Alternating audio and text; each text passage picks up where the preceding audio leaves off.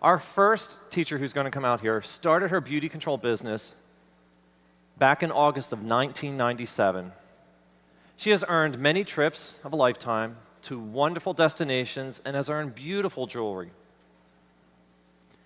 She hasn't had a car payment in 12 years. Her greatest accomplishment has been empowering other women to reach their greatest potential in beauty control. Please welcome to the stage National Executive Director and Spirit of Beauty Control winner this year, Leigh Marshall.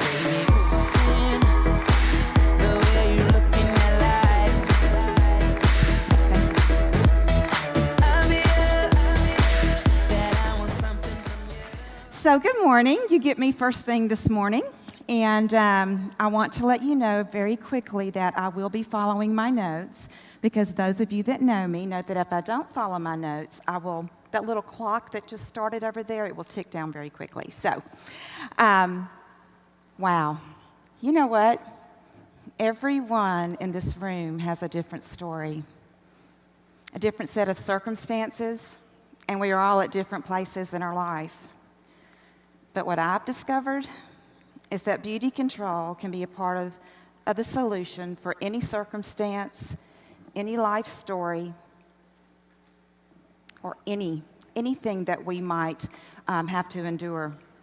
So whatever your story or your circumstance, this is your why. In order for each of us to be successful, we've got to understand our why. So I want to ask each of you a question. Why do you want to make this business work? And most importantly, why does beauty control have to work for you?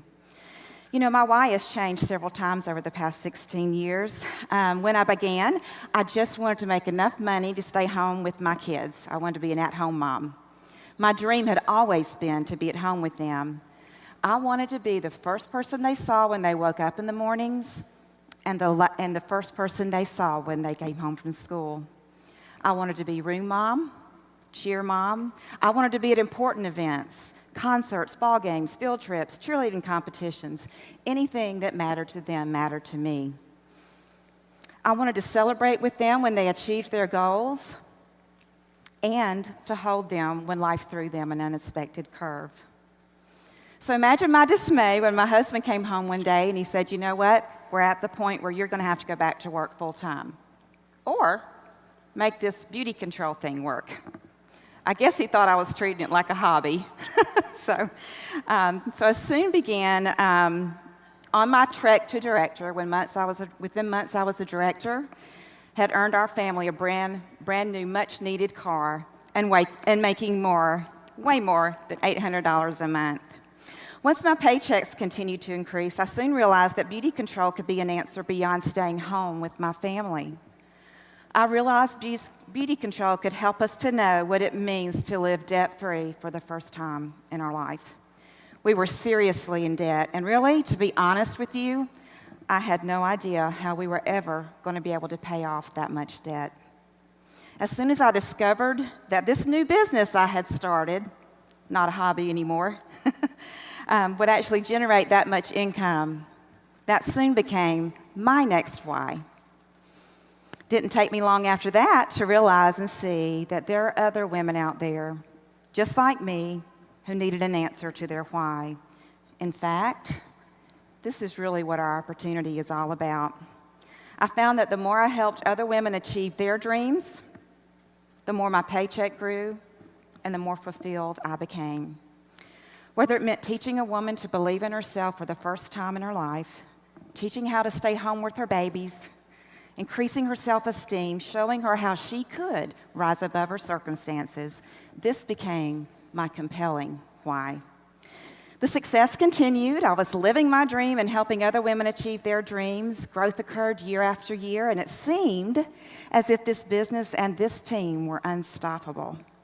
Then, 3 years ago, my career and my life as I knew it changed.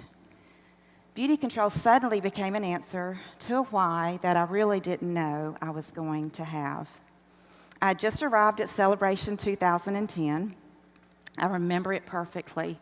I was sitting in the infamous Texas station, having lunch with my BFF, and I saw that my husband was calling. So I excused myself to go out and take the call, and I could tell when I took the call and I heard his voice, I had a really sick feeling in the pit of my stomach.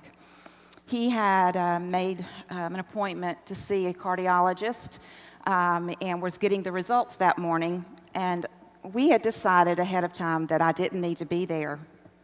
Well, as soon as I heard his voice, I knew there was something wrong. He proceeded to tell me the cardiologist had discovered an aortic aneurysm. That's hard to say. And if it wasn't taken care of surgically, my husband, Mark, would soon lose his life.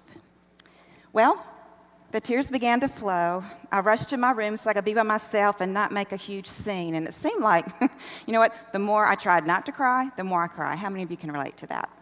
Okay. I knew I had team members arriving throughout the day. I needed to pull it together. And I just couldn't help but keep thinking through the details of my recent call with my husband. He needed to have major surgery, open a heart surgery to be exact. Wow. Isn't it amazing how life can change so quickly? There were a number of things wrong with Mark's plumbing. At least this is what the doctors call it, plumbing, including the need for a valve replacement. This needed to be done as quickly as possible, so we immediately scheduled an appointment with a cardiologist at Vanderbilt Hospital. And while meeting with this surgeon, we asked, honestly, what are the percentages for surviving this surgery? He looked both of us in the eye and he said, there's a 10% chance, Mark, that you will not come out of this surgery. Now, I know that doesn't seem like a big percentage to you, but to me, a sick reality began to really set in.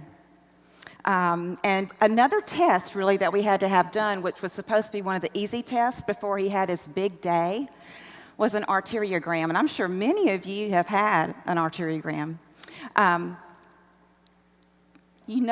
There's something wrong after a procedure when the doctor comes into the waiting room and instead of standing and telling you everything's fine, he pulls up a chair and sits right in front of you and sits down and looks at you, My husband had coded during the arteriogram, and they were fortunate enough to bring him back to life.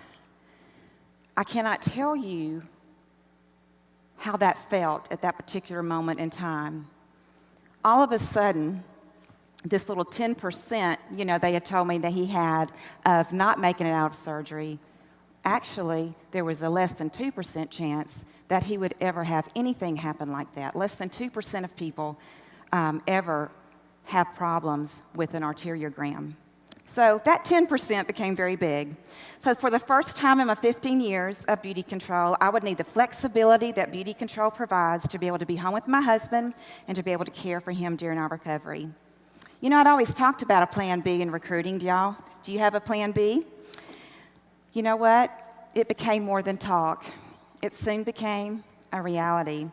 Despite all of this going on, I had the confidence of knowing that if for some reason my precious husband did not survive this procedure, I had built a very successful business that would sustain me and my girls financially. I cannot tell you how grateful I was for this company and this opportunity.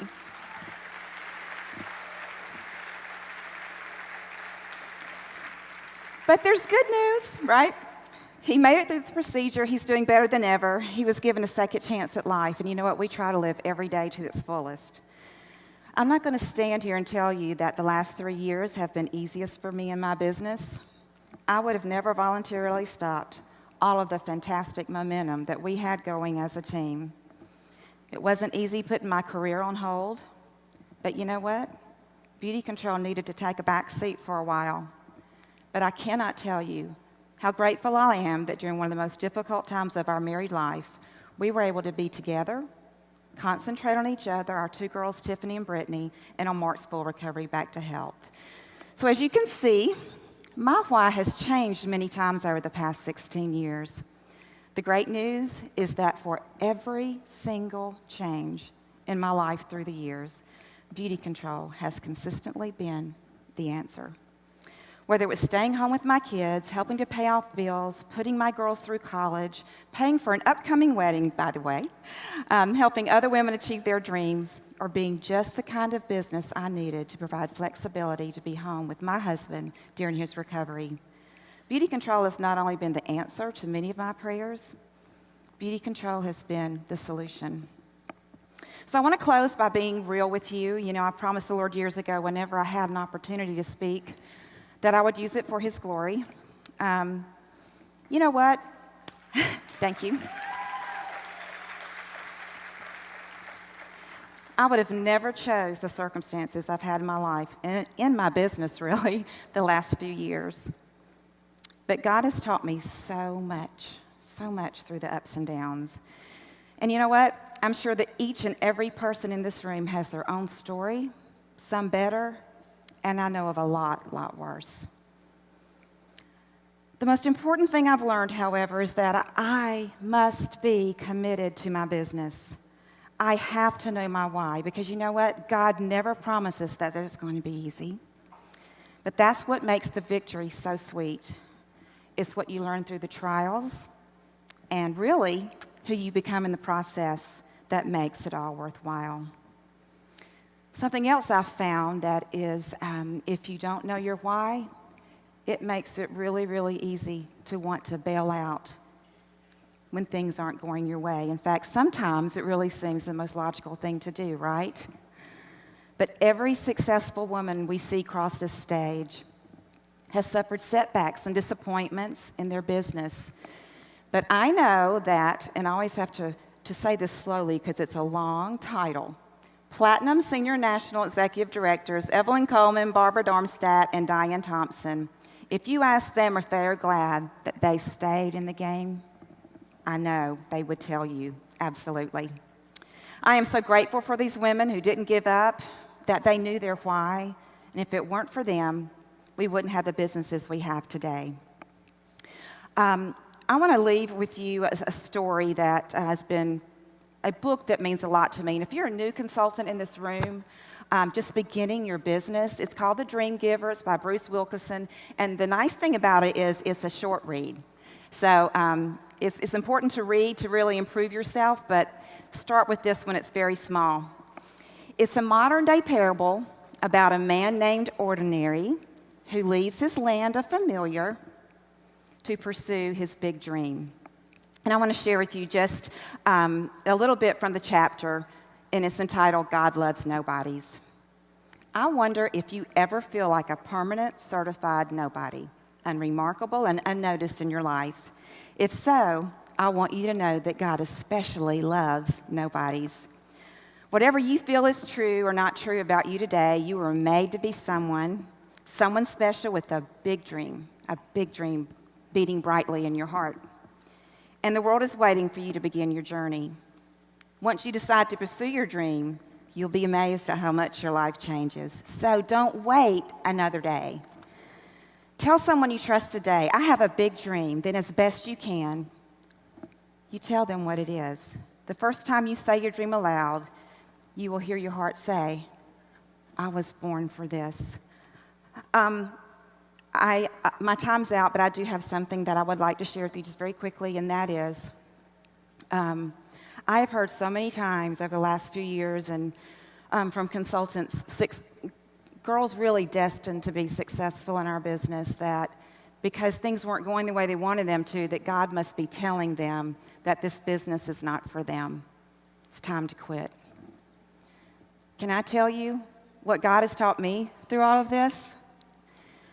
It's through those times that you learn what you're made of. And if you don't go through some of those things, you are never able to help anyone else who's going through things in their life and challenges along the way.